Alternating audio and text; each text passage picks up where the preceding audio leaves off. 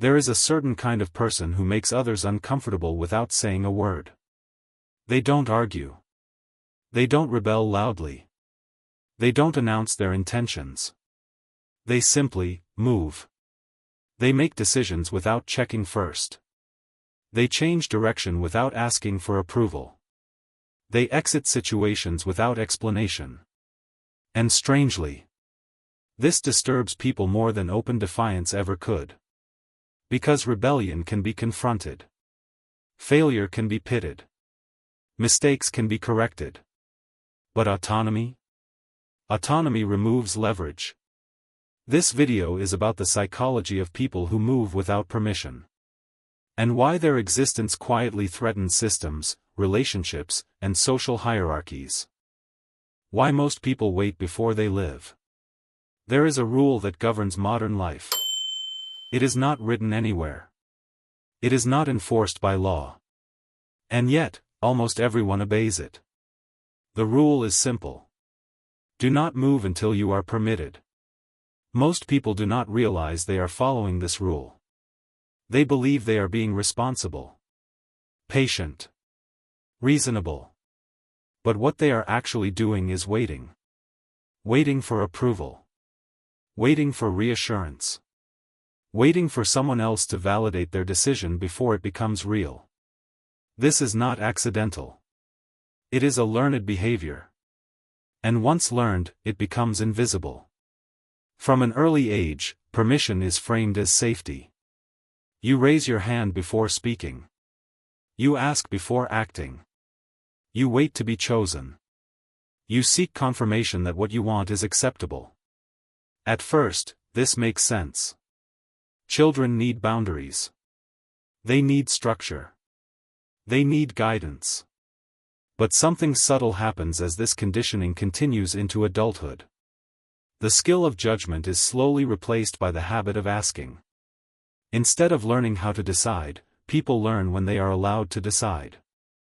Instead of developing internal authority, they outsource it. They begin to believe that acting without permission is irresponsible. Even when no one is harmed. Even when no rules are broken. Even when the decision affects only themselves. This is where the invisible rule takes hold. By adulthood, most people no longer need to be told to wait. They do it automatically.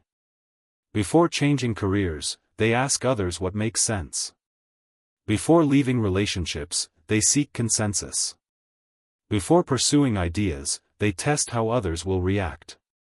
Before becoming who they are, they check whether it will be accepted. And this waiting feels like maturity. But psychologically, it is something else. It is submission disguised as caution. Permission creates hierarchy. The moment you ask, you place someone else above you. Not because they are wiser, but because you have granted them authority. This hierarchy does not require domination. It only requires hesitation. Every time you pause to ask, is this okay? Is this realistic? Is this the right time? You reinforce a structure where your life must pass inspection before it can proceed. And the most powerful part of this system is that no one has to enforce it. People police themselves. They internalize the rules so deeply that acting without permission begins to feel reckless, even immoral. They label autonomous people as impulsive, arrogant, unstable. Not because those labels are accurate, but because autonomy threatens the order permission creates. This is the first truth most people never confront. Permission is not about coordination. It is about control. Not overt control. Subtle control. Control through norms. Through expectations. Through the quiet pressure to conform before acting. When permission governs behavior, movement slows. Initiative becomes rare. Originality feels dangerous. And self-trust never fully develops. Because self-trust is built through action, not through approval. Think about how decisions are usually justified. People say, "My parents agreed. My friends think it's a good idea. My therapist said it makes sense. Everyone told me to go for it." Notice the pattern. The decision is not owned. It is defended. As if acting alone requires an alibi. This is the psychological cost of permission culture. People no longer ask, "What do I believe is right?" They ask, "What will protect me from criticism?" Over time, this rewires motivation itself. Action becomes conditional. Courage becomes performative. And confidence becomes dependent on reinforcement. This is why so many people feel stuck. Despite having options, they are not blocked by circumstances. They are blocked by invisible thresholds of permission. They believe they must cross before moving. And the thresholds never end. There is always another opinion to consult. Another risk to neutralize. Another authority to acknowledge. The system is self-sustaining. Because the more permission you seek, the less capable you feel of acting without it. And the less capable you feel, the more permission you believe you need. This is how autonomy erodes quietly. Without trauma. Without oppression. Without force. Just waiting. The tragedy is not that people obey this rule. The tragedy is that they mistake it for wisdom. True judgment is not consensus. True responsibility is not hesitation. True maturity is not waiting to be allowed. But permission culture trains people to confuse obedience with intelligence, to confuse caution with depth, to confuse delay with discipline. And so, most lives never truly begin. They are postponed, deferred until approval arrives. But approval is not designed to arrive. Because once you learn to wait, there will always be someone willing to be waited for. And that is the invisible rule. Not spoken. Not enforced. But followed. By nearly everyone. Until someone breaks it. And that is when the discomfort begins. How independence destabilizes power structures. There is something more unsettling than failure. It isn't incompetence. It isn't weakness. It isn't even rebellion. It is autonomy. Failure is familiar. Failure reassures the system. When someone fails while following the rules, it confirms the narrative. You tried. You weren't ready. You need more guidance. Failure keeps the hierarchy intact. Because failure still acknowledges authority. Autonomy does not. A person who moves without permission introduces a different problem. Not because they succeed. Not even because they fail. But because they act without asking. This is what truly disturbs people. An autonomous individual does not wait to be evaluated. They do not seek validation before movement. They do not signal submission through hesitation. And this creates psychological friction. Because autonomy exposes something uncomfortable. That permission was never required in the first place. This is why systems tolerate obedient failure more than independent success. A person who fails while complying reinforces the idea that compliance is necessary. A person who succeeds without permission threatens the entire structure. But here is the deeper truth most people never articulate. Even autonomous failure is more threatening than obedient success.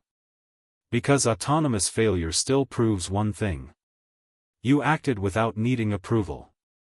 And that alone destabilizes authority. This is why autonomous people are often punished subtly. They are called reckless, irresponsible, ego-driven, unrealistic. Not because those judgments are accurate, but because autonomy removes the comfort of comparison. When someone waits, others can relax. Their own hesitation feels justified. But when someone acts freely, it forces a question most people would rather avoid. Why didn't I move when I could have? Autonomy collapses excuses. And excuses are what keep many identities intact. This is why people feel threatened, not inspired, by independent action. It highlights personal delay. It exposes dependency. It makes inaction visible. Failure, on the other hand, is safe. Failure can be explained, contextualized, comforted. Failure allows others to say, "See? That's why we wait. That's why we ask." Autonomy denies that relief. Because autonomy doesn't wait for consensus. It doesn't negotiate legitimacy. It doesn't pause to be understood. It simply moves. And movement without permission feels like disorder. Not because it is chaotic, but because it cannot be controlled through familiar channels. This is why even well-meaning people resist autonomy. Friends express concern. Family urges caution. Institutions recommend process. Experts advise delay. Not always out of malice. Often out of discomfort. Autonomy bypasses the systems they rely on for orientation. It makes them feel unnecessary. And unnecessary is one of the most destabilizing emotions a person can experience. Authority depends on relevance. Permission gives authority relevance. Autonomy removes it. This is also why autonomy is often reframed as arrogance. Because if someone acts without asking, it implies they trust their own judgment. And that trust is confronting. Especially to those who have been trained to distrust theirs. Autonomy does not attack. It does not argue. It does not persuade. It simply refuses to wait. And refusal, when calm and unapologetic, is more disruptive than rebellion. Rebellion still acknowledges the system. Autonomy ignores it. This is why autonomous people are often isolated. Not through force, but through distancing. They are tolerated, but not embraced. Observed, but not supported. Discussed, but not followed. Because supporting autonomy feels like endorsing a dangerous idea. That authority is optional. That permission is psychological, not structural. That most limits are internalized, not imposed. This is the core fear autonomy triggers. Not chaos, but exposure. Exposure of the fact that many rules persist. Only because people believe they must obey them. Failure reinforces belief. Autonomy dissolves it. This is why systems react defensively to those who move freely. They are not afraid of disruption. They are afraid of contagion. Because autonomy spreads silently. Not through persuasion, but through example. When someone moves without permission, others begin to wonder if they could have too. And wondering is the first crack in the structure. This is why autonomy is often discouraged under the language of care. Be careful. Think it through. You're moving too fast. You should talk to someone first. These phrases sound supportive. But psychologically, they function as brakes. They reintroduce permission. They restore hierarchy. They slow the individual back into alignment. Autonomy unsettles because it cannot be managed emotionally. It does not seek reassurance. It does not explain itself. It does not perform humility to be palatable. It simply exists. And existence without validation feels dangerous. To a world built on approval. This is the quiet truth. Most people do not fear failure. They fear discovering that they could have acted sooner. And didn't. Autonomy reveals that fear. And so, it is resisted. Not loudly. Not aggressively. But persistently. Until most people return to waiting. And tell themselves they were being responsible. Why ignoring the system is more dangerous than fighting it. Most people misunderstand what real independence looks like. They assume autonomy is loud, confrontational, defiant. They imagine rebellion. But rebellion is not freedom. Rebellion is reaction. A rebel still orients their life around the system they oppose. They study it. They argue with it. They define themselves against it. Which means the system still matters. Rebellion keeps the structure alive. By giving it attention.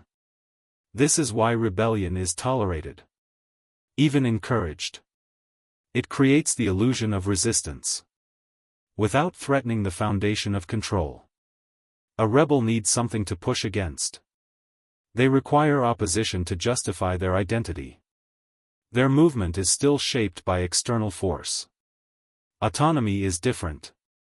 Autonomy does not oppose the system. It renders it irrelevant. An autonomous individual does not ask for permission. But they also do not argue for it. They do not explain themselves. They do not demand recognition. They do not seek validation through resistance. They simply move. And this is far more destabilizing. Because systems are built to respond to threats. Not to indifference. A system knows how to suppress rebellion. It knows how to negotiate dissent. It knows how to absorb protest and continue. But it does not know how to handle someone who refuses to engage entirely. Ignoring the system denies it oxygen. No outrage. No compliance. No emotional investment. Just quiet withdrawal. This is why autonomy is often mistaken for arrogance. Because it does not perform submission. But it also does not perform rebellion. It does not ask to be seen. And that unsettles people. Rebels are predictable. They announce themselves. They signal intent. They make noise. Autonomous individuals do none of this. They move without announcement. They act without explanation. They accept consequences without negotiation. And this creates confusion. Because the system cannot locate them psychologically. It cannot determine. Are they for us? Against us? Unsafe? Unstable? Autonomy resists classification. Which makes it difficult to manage. This is why ignoring expectations provokes stronger reactions than violating them. When you break a rule, you acknowledge it existed. When you ignore it, you imply it never mattered. And that implication is dangerous. Because it forces a confrontation with an uncomfortable truth. That much of authority is maintained. Not by force. But by belief. Rebellion challenges power directly.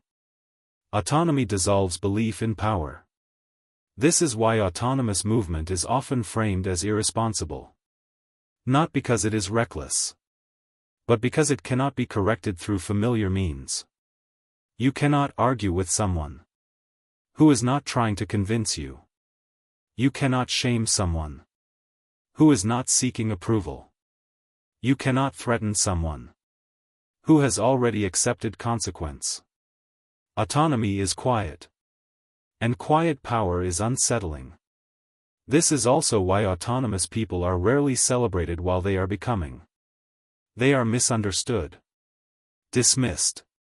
Sometimes quietly resented.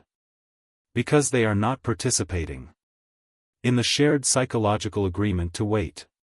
They are not proving readiness. They are not earning permission. They are not signaling humility.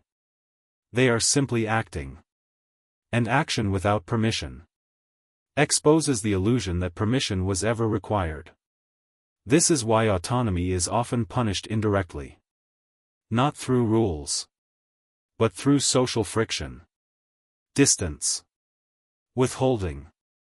Silence. Because the system hopes that discomfort will pull the individual back into alignment. And often, it works. Many people mistake autonomy for isolation and retreat. They interpret resistance as failure. They assume the absence of validation means they are wrong. But autonomy is not validated in real time. It is recognized only in retrospect, when it is too late to stop. Rebels want change. Autonomous people want independence. Rebels argue. Autonomous people decide. Rebels seek visibility. Autonomous people seek alignment. And this is why autonomy is more dangerous. Because it does not ask for space. It takes it. Not aggressively. Not theatrically. But permanently. And once taken, it cannot be negotiated back. Why most people abandon autonomy early? Autonomy has a price.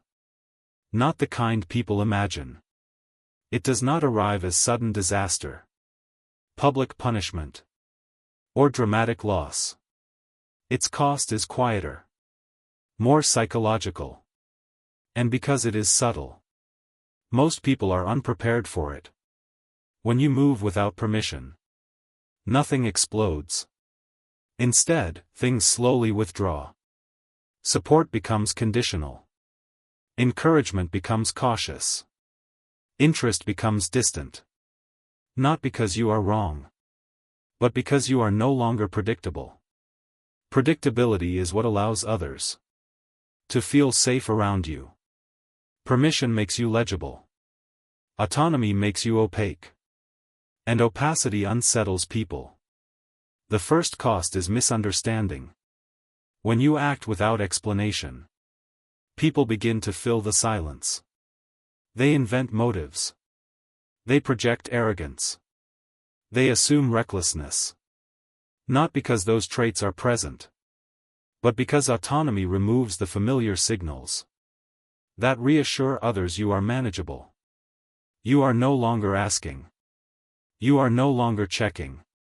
You are no longer deferring. This absence is interpreted as threat. So your actions are reframed. What was once called initiative is now called impulsiveness. What was once confidence becomes ego. What was once independence is labeled isolation. This is not accidental. It is a defense. Because reframing autonomy as pathology protects those who remain dependent from questioning their own hesitation. The second cost is social friction. Not open conflict. Something colder. You notice invitations slow. Conversations become careful. Your presence shifts the tone of rooms. Not because you demand attention, but because you no longer orbit approval. People sense that you are not seeking permission to exist as you are. And that creates imbalance. Most relationships are built on implicit agreements. We will validate each other's choices, as long as we choose within the same boundaries. Autonomy breaks that agreement. Because by acting freely, you demonstrate that the boundaries were optional. And this forces others to confront a difficult question. If they could leave the script, why didn't I? That question is uncomfortable. So distance becomes the solution. Not hostility. Not confrontation. Just gradual disengagement. The third cost is loneliness. Not the dramatic kind. The quiet kind. The absence of reflexive reassurance. The lack of instant validation. The realization that many connections were conditional on your compliance. Autonomy strips away the emotional handrails. And at first, this feels like loss. Because much of modern social life is built on mutual permission seeking, shared hesitation, shared justification, shared delay. When you exit that dynamic, you step into silence.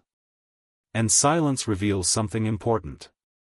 How much emotional stability was being borrowed from others. This is where most people turn back. Not because autonomy is wrong, but because the nervous system is unused to standing alone. Autonomy removes the background noise that once softened doubt. There is no audience to reassure you, no consensus to lean on, no external structure to absorb responsibility. Every decision lands fully, and that weight is unfamiliar. The fourth cost is internal confrontation. Without permission, there is no one to blame, no one to credit, no one to hide behind. If you succeed, it is yours. If you fail, it is also yours. This level of ownership is sobering, because many people unconsciously rely on external authority to distribute responsibility. Autonomy collapses that buffer. You feel consequences more clearly. You cannot outsource regret. You cannot dilute accountability. And for a time, this feels heavier than dependence. Because dependence spreads weight, autonomy concentrates it. This is why autonomy is often described as cold. Not because it lacks feeling, but because it lacks diffusion. Emotion is no longer shared immediately. It is processed internally first. And this internal processing is something many people have never fully developed. The fifth cost is delayed recognition. Autonomous people are rarely affirmed. While they are becoming, their actions do not fit established timelines. Their choices do not follow expected sequences. Their progress is nonlinear. So their movement is often dismissed as premature, unrealistic, or misguided. Validation arrives later, if it arrives at all. Which means autonomy must be sustained. Without applause. Without confirmation. Without external proof that you are doing it right. This is where most people stop. Because they mistake silence for failure. They assume resistance means error. They interpret lack of support as warning. But autonomy does not come with encouragement. It comes with resistance. Not because it is wrong, but because it is rare. And rarity always feels dangerous to systems built on repetition. There is also a deeper cost few discuss. Autonomy changes how you see others. Once you stop waiting, you begin to notice how much waiting surrounds you. How many people postpone? How many defer? How many are living in rehearsal? This awareness creates distance. Not superiority, but separation. Because conversations that once felt mutual now feel circular. Advice sounds familiar. Caution sounds rehearsed. Concern sounds like projection. And this can feel isolating. Because autonomy does not come with many peers. It is not a group identity. It is a solitary position. This is why most people abandon it early. Not because autonomy is unsustainable, but because it is socially unsupported. They return to permission. Not out of conviction, but out of exhaustion. They tell themselves they were being reckless. That they moved too fast. That they needed more guidance. And the system welcomes them back. With reassurance. With validation. With relief. But something has changed. They now know what it felt like to move without asking. And that memory does not disappear. It becomes tension. A quiet sense of restraint. The cost of autonomy is not suffering. It is exposure. Exposure to responsibility. Exposure to solitude. Exposure to the reality that much of what once felt necessary was optional. And once exposed, you cannot unsee it. This is the threshold where many retreat, and a few continue. How internal authority replaces external validation. There is a moment that changes everything. It is not dramatic. It is not announced. And it rarely feels empowering when it happens. It feels empty. This is the moment when you realize there is no one left to ask. No one whose approval would truly settle the question. No authority whose reassurance would remove the weight. No framework that can absorb responsibility for you. At first, this feels like abandonment. But it isn't. It is transfer. Authority is returning to where it always belonged. Self-authorization does not arrive as confidence. It arrives as necessity. It begins when external permission loses its calming effect. When advice starts to feel repetitive. When reassurance no longer resolves uncertainty. You notice that asking does not make decisions easier. It only delays them. And eventually, you stop asking. Not out of rebellion. Not out of arrogance. But because asking no longer works. This is the quiet beginning of internal authority. Self-authorization is not believing you are right. It is accepting that you will act without certainty and carry the outcome. It is choosing without consensus, moving without applause, standing without reinforcement, and doing so calmly. This is where many people confuse self-authorization with confidence. But confidence is a byproduct. The foundation is ownership. Ownership of decisions. Ownership of consequences. Ownership of emotional response. A self-authorized individual does not feel less fear. They feel fear without outsourcing it. They do not need permission to feel unsure.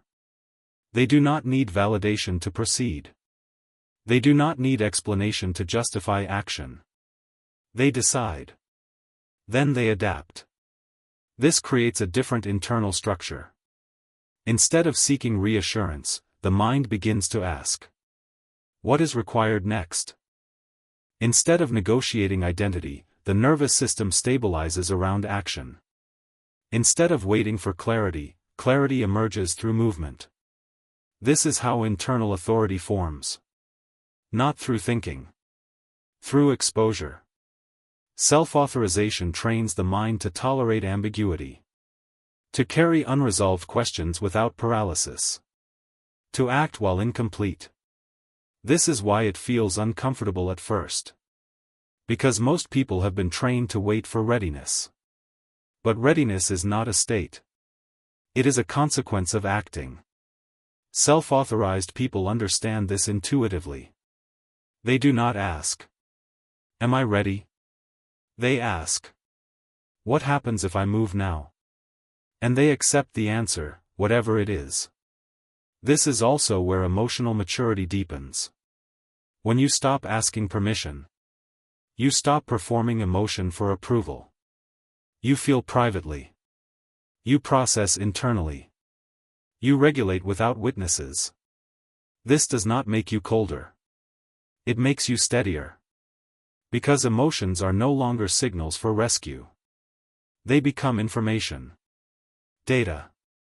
Something to interpret, not display. Self-authorization changes how failure is experienced. Failure is no longer proof of inadequacy. It becomes feedback. Not because it is pleasant, but because it is owned. There is no audience to disappoint. No authority to appease. No narrative to protect. Only adjustment. This is why self-authorized people appear calm under pressure. Not because they are detached, but because pressure is no longer personal. It is situational. Something to respond to, not internalize. Another shift occurs here.